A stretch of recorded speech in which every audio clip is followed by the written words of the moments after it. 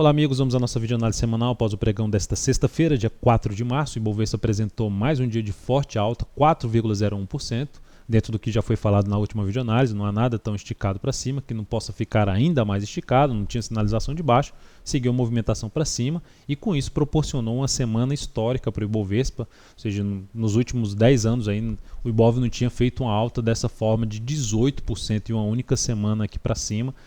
Graficamente, tivemos o Ibov, olhando aqui para o gráfico semanal principalmente, graficamente a gente teve movimentação forte para baixo, o movimento estava fraco para cima, ficou maduro para iniciar um novo topo descendente, não confirmou nessa semana, anulou essa possibilidade e de quebra anulou a tendência de baixa de médio prazo.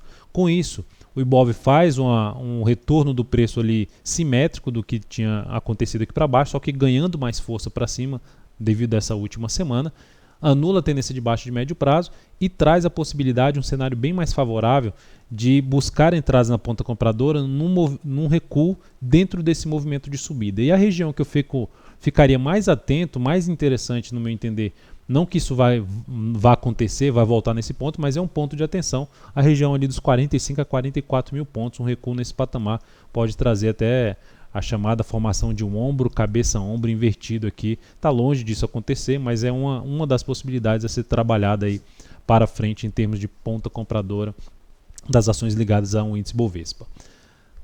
No mini índice, cheguei a recomendar uma operação na ponta compradora depois de uma abertura em alta aqui de forte volatilidade. A volatilidade abriu demais em relação ao mini índice, aguardei uma redução mais dessa volatilidade e aqui fiz a recomendação. Estou colocando aqui esses 4 tempos gráficos, que é a forma que eu acompanho o mercado, mas apenas para ficar aqui com um gráfico de 10 minutos e colocar aqui do lado o gráfico de 2 minutos, só para mostrar o momento aqui que foi a entrada da operação. Então o momento da operação foi depois que fez essa sinalização de fundo ascendente aqui, nesse candle aqui de alta, eu botei a seta no candle errado, nesse candle aqui de alta.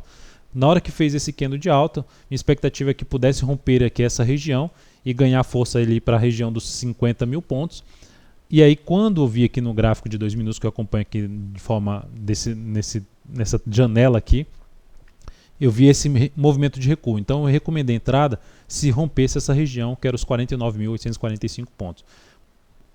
Só que o que eu gostaria de ver? Um rompimento rápido. Para quê? Para pegar ali 2, 3 candles ainda de subida no movimento do gráfico de 10 minutos. Só que não rompeu rápido, demorou para fazer o rompimento. Geralmente eu cancelo essas operações, como para quem me acompanha já ouviu falando isso algumas vezes. Por que eu não cancelei essa operação, essa entrada? Porque no gráfico de 60 minutos estava perto de fechar a hora de pregão e haveria chance de o rompimento do valor que eu passei, a recomendação superando os 49.845, seria a superação da máxima desta hora de pregão. E foi o que aconteceu. Só que como demorou para acionar, eu já estabeleço um segundo critério. Eu espero às vezes um rompimento e usar essa região quando volta e fica se segurando acima, eu executo a entrada logo na sequência, ou quando vem aqui para baixo, faz uma sinalização de baixo e reverte para cima. Foi o que aconteceu e eu executei essa entrada. Na hora que eu executei a entrada, já menciono que o stop foi reposicionado aqui nesse ponto e o mais importante, eu até coloquei isso, seria importante não voltar para baixo desse patamar aqui que foi o ponto da entrada, ou seja, não fazer um sinal de falso rompimento. O mercado faz o contrário, faz o sinal de falso rompimento, demorou para acionar, e aí quando aciona, não dá sequência para buscar a região de 50 mil pontos, só chegou a andar ali no máximo 100 pontos, volta aqui para baixo, fecha abaixo do patamar que a gente tinha entrado, a perda da mínima desse candle já foi, vamos dizer assim, um sinal para provável saída dessa posição comprada, trazendo aí um stop bem curto, conduzir a operação com stop bem curto devido às questões que eu acabei de abortar, com perda de proporcionando na operação uma perda de 0,14% e no capital total 0,07%. Para o próximo pregão a gente vai ficar ainda atento, voltando aqui para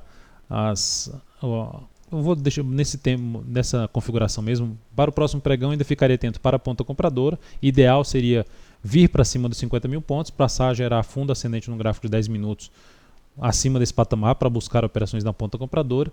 E se confirmar aqui essa formação de topo descendente, que ensaiou aqui no pregão de hoje, seria a possibilidade de se trabalhar mais na ponta, buscar operações na ponta vendedora. Ainda mais se vier a perder a mínima do pregão de hoje, que foi aqui dos 48.850 pontos. Tem um gap aqui de alta, provável gap de exaustão, então isso pode trazer uma movimentação para baixo para o fechamento desse gap, suporte em 47,90 990. Voltando aqui à configuração antiga e partindo para as ações, lembrando, se a análise está sendo útil para você, lembre aí de dar um joinha. Eu já agradeço de imediato um joinha aí no YouTube. PETR4, na semana, alta de 48,25%. 48,25%, volta para cima de um fundo anterior, ganhou bastante força para cima, inclusive para cima da resistência que a gente já tinha destacado na última videoanálise, voltou ali para um patamar mais pesado de resistência, a gente pode observar que foi fundos anteriores que aqui ficou funcionando como resistência, e agora a Petro veio bater nesse nível aqui, uma região por volta aqui está 7,90, mas botar ali por volta dos R$8, uma região onde ficou travado o movimento ali anterior. Então, a região de resistência tem um gap de alta aqui, alta de 9,89%, provável gap de exaustão. Então, nesse gap de exaustão, o que se confirma um gap de exaustão? É ele ser fechado aí nos próximos 2 candles, ou seja, no gráfico diário, que seriam os próximos 2 pregões. Então tem um suporte em 6,80 de imediato e mais abaixo R$ 6,57. Depois o próximo gap em termos de suporte seria os R$ 5,65. Então ativo também dando sinais de mudança da sua tendência de médio prazo e possibilidade de se trabalhar na ponta compradora após algum movimento mais claro de baixa ali no gráfico diário.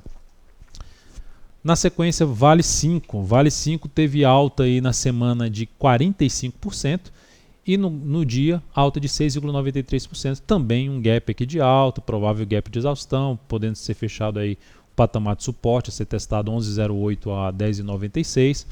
Então, toda essa região também, a Vale a gente já tinha comentado na última análise que ela anulou a tendência de baixa de médio prazo. Ativos, de maneira geral, em forte tendência de alta. Esse último movimento de alta, se não vier um movimento muito forte para baixo, a expectativa ainda é de buscar outra entrada na ponta compradora, através de um fundo ascendente. Isso seria o caso da Vale 5. Lembrando que abaixo dessa região que eu mencionei de suporte, tem aqui um topo anterior que foi rompido por volta dos R$ 10,70. Depois disso, a gente tem aqui para comentar, cheguei a recomendar a compra hoje na CETIP3, que fechou com alta de 3,61%, um forte candle de alta. O ativo já estava muito tempo travado aqui, dando um zoom mesmo, estava muito tempo travado nessa região e conseguiu romper forte aqui para cima. Eu recomendei mais adiante a entrada, não foi na abertura do pregão, porque como o mercado já estava bem esticado para cima, o que eu queria aguardar aqui era rompimento e não retornasse com força para baixo, ou seja, não gerasse sinal de falso rompimento, que eu até mencionei agora há pouco no mini índice, só que isso aqui seria num gráfico de 60 minutos da CETIP3. Então o ativo rompe a região, um patamar mais alto aqui de resistência 39,26, sai de toda essa congestão e consegue dar uma consolidada, não volta rápido, volta de maneira fraca. Então eu optei por não aguardar mais nenhuma sinalização e recomendei compra em 39,40 na hora que estava aqui travado aqui nessa região. Depois a recomendação até chegou a voltar de novo a testar ali uma região de 39,41 e aí depois ganhou força aqui para cima, gerando um pivô de alta no dia 60. Enfim, é uma operação que por enquanto vai andando bem, tende a chamar novos compradores, principalmente para quem está de fora, se romper aqui os R$40, é um patamar de resistência, ou seja, confirmar esse rompimento e aumentando a chance de dar sequência ao movimento de subida, ativo que está na sua máxima histórica. Então é uma operação que foi recomendada em 39,40, com stop em 38,59, risco de 2,06% e objetivo na faixa dos R$41,02. Vamos ver como é que ela vai se comportar a partir de segunda-feira. Será importante para esse papel não mais voltar para baixo dessa região dos 39,26, não voltar mais a fechar no gráfico diário abaixo desse patamar. Então, na sequência, a BEV3, Ambev fechou bem a semana também com alta de 19,11%. Desculpe, 19,11%, é 8,39%. Olhei o preço de fechamento ali, falei o preço de fechamento em termos percentuais.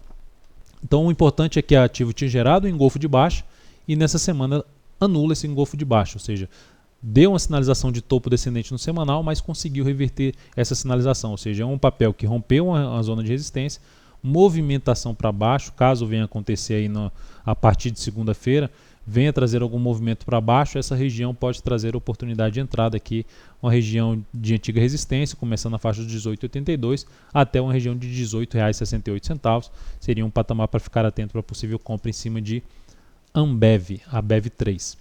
Brasil Foods, dois ativos que me chamam a atenção ainda para a ponta compradora, ativos que não, ainda aqui pelo semanal, topo e fundo descendente, mas há um indício, na minha leitura, há uma possibilidade disso aqui ter acabado, essa tendência de baixa, visto que a de prazo maior ainda é uma tendência, se olhar para os principais fundos, ainda não foram perdidos, já fez um movimento forte para baixo, traz a chance de ter um movimento aqui para cima. Enfim, o ativo gerou um engolfo de baixa na semana passada, não conseguiu confirmar ainda para baixo, não perdeu a mínima desse candle, fez ainda um candle de alta, apesar de não ter sido uma alta tão grande assim, alta de 4,38%. Nesse pregão gera a sinalização de topo, ou seja, na teoria deveria andar aqui para baixo. Caso faça o contrário, volte aqui e romper essa região principalmente, e essa máxima seria mais importante, a maior probabilidade seria esse ativo engatar um movimento de subida para um provável rompimento desse topo, trazendo, enfim, podendo a gente ficar atento aí para a oportunidade ainda na ponta compradora em cima de Brasil Foods. E outra nesse sentido, só que com o cenário ainda mais deteriorado, é a VEG3. Está aqui numa tendência de baixa, forte candle de baixa fechando abaixo de vários suportes são de dois fundos aqui, dois fundos importantes. Só que nessa semana, ao invés também de cair, fechou em alta de 6,85%, não deveria superar a máxima dessa semana. Ou seja, o ativo aqui no gráfico diário também era para gerar uma movimentação para baixo, até começou fazendo isso no pregão de hoje, vindo aqui para baixo, mas terminou o dia conseguindo superar a máxima do pregão anterior, ou seja, uma sinalização contrária que pode trazer aqui um movimento de subida para o fechamento desse gap e arriscar uma possível compra em cima da VEG3 a partir da próxima semana. Então é isso, amigos, muito obrigado por sua atenção, um grande abraço, um excelente final de semana e até segunda-feira.